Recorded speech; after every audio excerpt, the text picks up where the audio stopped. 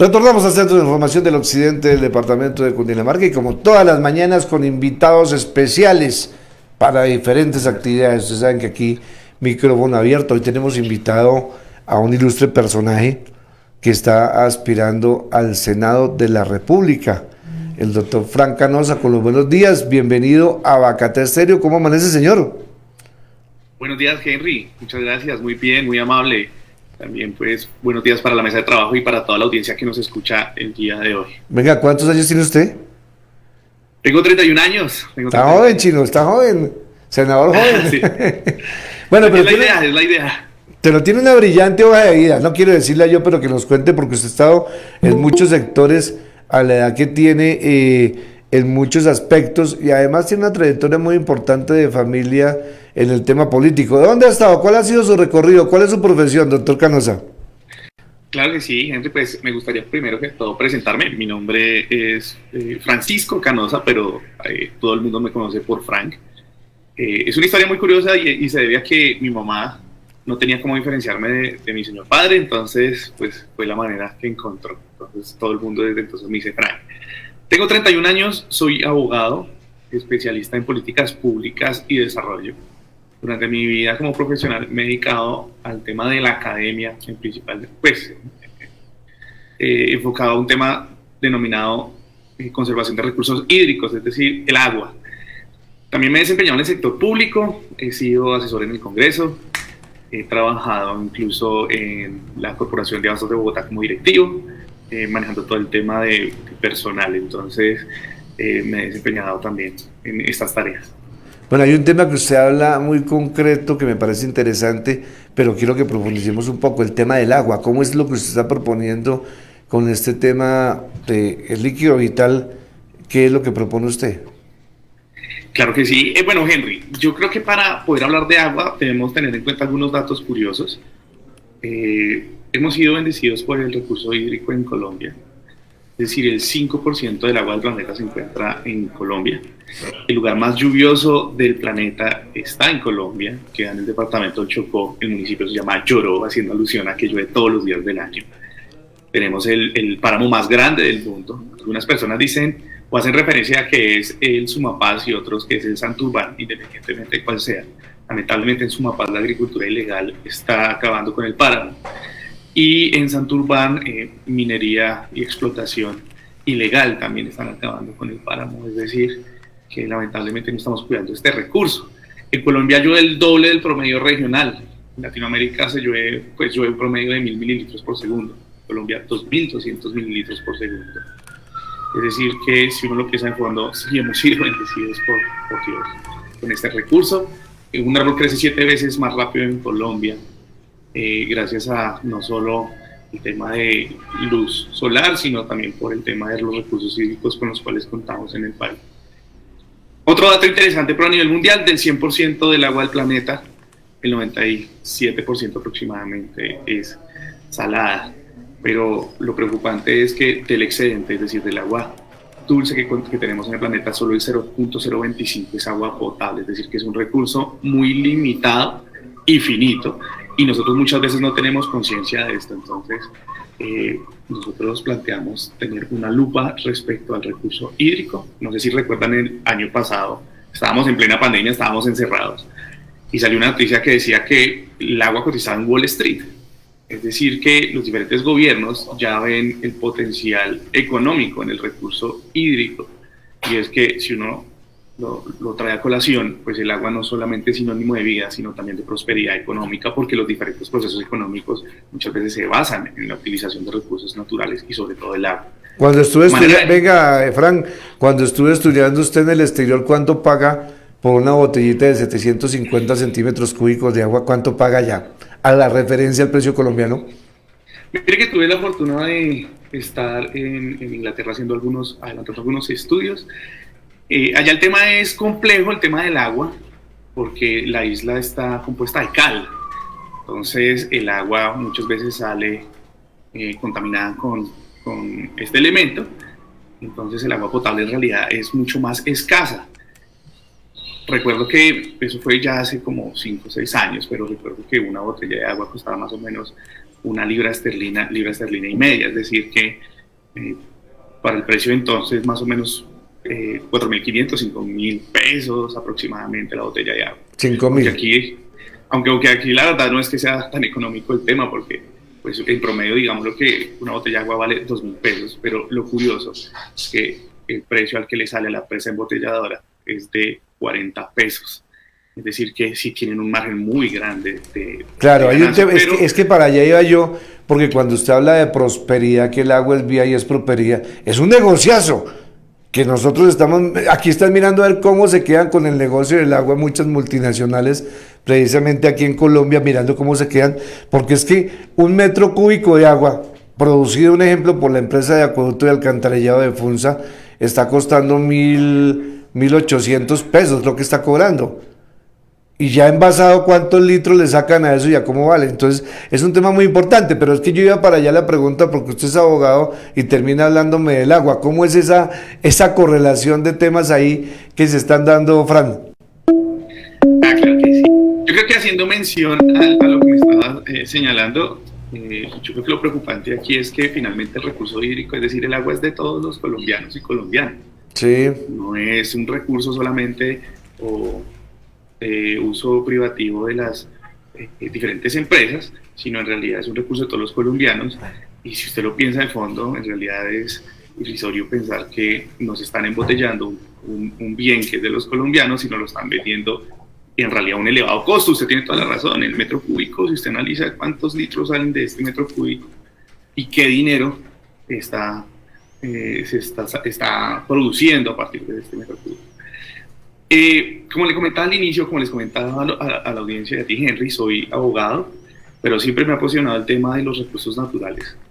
Entonces busqué la manera de participar de manera activa. He estado vinculado a algunos proyectos del Banco Interamericano de Desarrollo enfocado al tema de agua desde temprana edad, y pues decidí meterme en el tema de políticas públicas y desarrollo, pero estando en esa especialización pues contemplé el tema hídrico como una base fundamental, como una bandera, y ahí el gusto por el tema del recurso natural. Yo creo que indispensable, como te decía, y tú lo mencionabas, el tema del valor económico del agua, pues es que nosotros muchas veces no pensamos, por ejemplo, los que nos tomamos una tacita de café en la mañana, esa sola taza de café costó 25 litros de agua en el proceso productivo, es decir, hacer esa taza de café. Y es que tenemos que pensar que hay que regar la planta, hay que lavar la pasilla, es decir, es todo un proceso económico basado en el agua.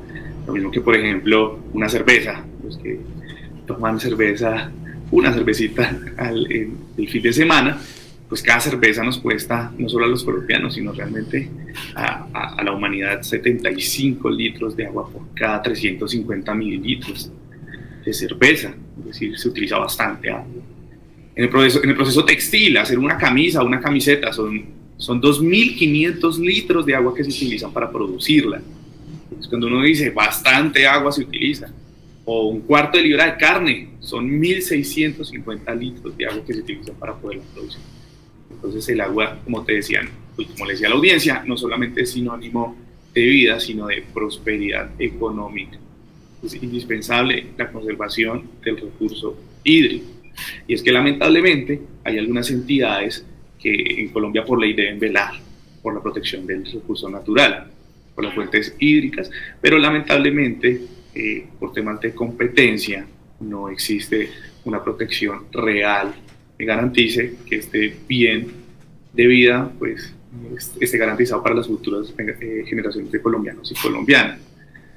Entonces, pues planteamos nosotros hacer un análisis profundo de dichas entidades, eliminar algunas que sí nos cuestan una plata a todos, que sí nos están generando un gasto, porque finalmente a través de impuestos financiamos las diferentes entidades estatales, incluyendo las que versan sobre el tema del agua, y planteamos la urgencia de crear un Ministerio del Agua para centralizar el tema y tener un doliente desde el nacimiento hasta el vertimiento del agua, es decir, todo su proceso de vida, por decirlo de alguna manera, porque lamentablemente los ríos en Colombia y sobre todo en nuestra región de Cundinamarca muchas veces se ven contaminados y finalmente esto llega al río Magdalena y al mar. Entonces es indispensable este cuidado y tener la lupa sobre el recurso hídrico en Colombia.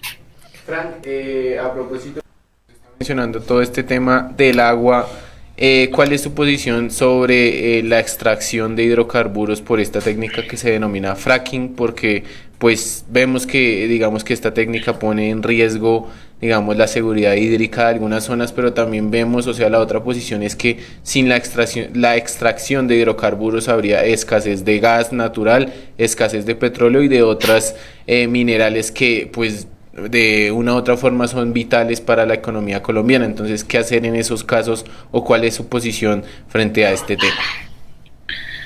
Mire, según estudios se ha comprobado que efectivamente a través de la actividad de fracking las aguas subterráneas muchas veces se pueden ver contaminadas si el proceso no es efectuado de manera adecuada.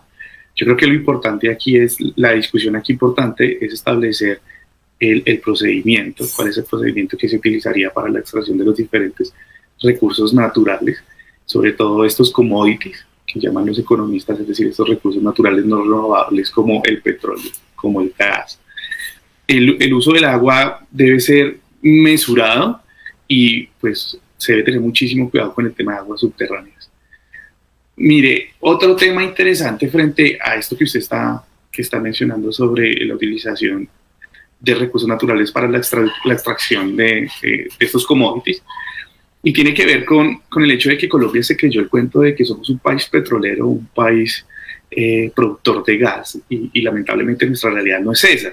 Si usted analiza el Producto Interno Bruto colombiano, se basa en commodities, se basa en la extracción de petróleo, pero hemos dejado de lado el tema agrícola.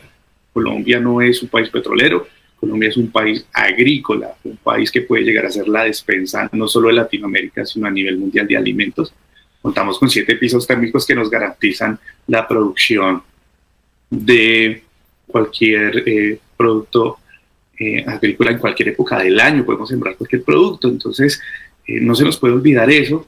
Yo creo que aquí la tarea, más que seguir buscando recursos naturales no renovables, es apuntarle a nuestro agro colombiano, impulsarlo, tecnificarlo realmente, porque tecnificar no solamente es comprar un tractor o maquinaria, tecnificar también es utilizar temas como la agricultura escalonada, que garantice finalmente prosperidad no solo para la sociedad colombiana, sino para el campesino, porque es que muchas veces a nosotros se nos olvida que si bien en la pandemia los médicos fueron héroes, y me disculparán la palabra coloquial, pero se dieron la pela por los colombianos, el agro también fue fundamental, es decir, nuestros campesinos también se dieron esa pela y no detuvieron la producción, incluso muchos lamentablemente dieron sus vidas para poder garantizar la continuidad de productos, al igual que los transportadores. Entonces es indispensable más bien fijar los ojos de los colombianos de la productividad al tema agro. Ese es el negocio también de futuro. Eso, lo que usted dice, es una despensa. Mire que aquí en el departamento de Cundinamarca, ¿de qué parte es usted, Fran? Yo soy bogotano. Bueno, bogotano. A compartirle que el último proceso de este gobernador que está actualmente, que es Nicolás García, le ha apuntado al agro, le ha apuntado al tema. Esta mañana estábamos comentando, por lo menos, ahorita va a emitir una tarjeta agropecuaria que la manda cargada, que es como un subsidio para que pueda pagar insumos agrícolas, para que pueda hacer, es un subsidio que le está dando a través de esa parte, y las políticas de las agencias de comercialización, lo que usted dice, somos una despensa agrícola, pero no le ponemos cuidado al tema. Pero con todo este tipo de actividades, el por qué entrar en política, si usted tiene una brillante carrera desde lo privado, estuvo en Corabastos, ha estado asesor, ha sido asistente incluso de magistrados, ha estado por toda esa parte, un brillante abogado, ¿por qué le da por meterse? Esos políticos no están como muy desprestigiados, como mucho el tema. ¿Qué piensa cambiar usted allá en esa parte?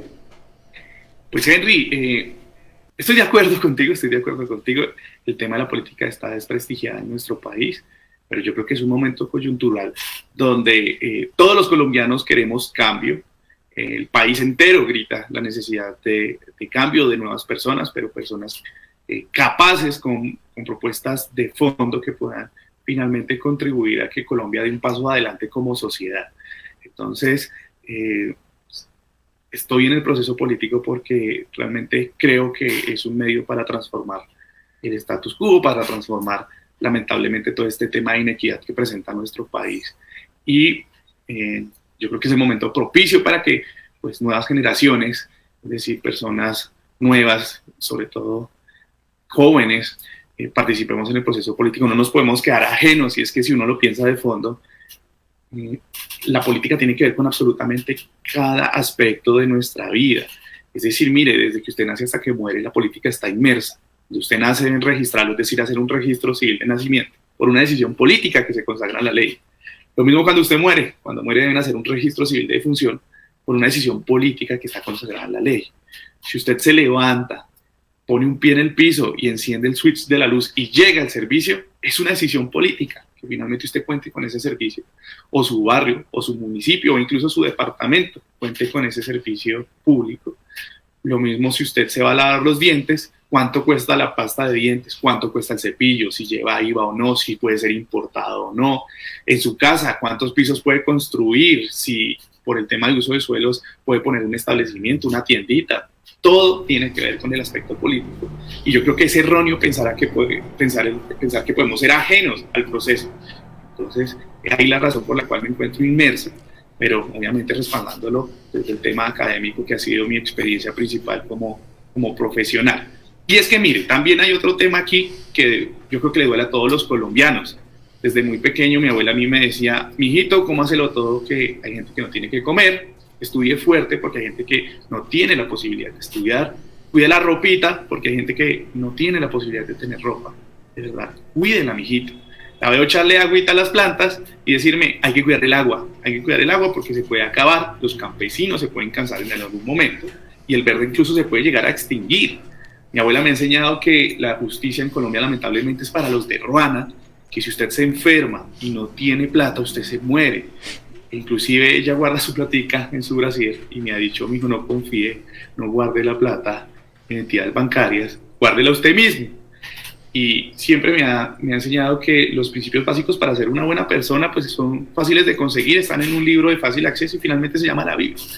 Entonces, yo creo que esa clase de situaciones son las que me han impulsado a iniciar el proceso, porque lamentablemente el tema de la inequidad es muy grande en nuestro país, y para aquellas personas que no conocen el término de inequidad puede ser entendida de una manera muy fácil. Una cosa es igualdad, que es tratarlos a todos de igual manera, que todos tengan lo mismo, y otra es equidad.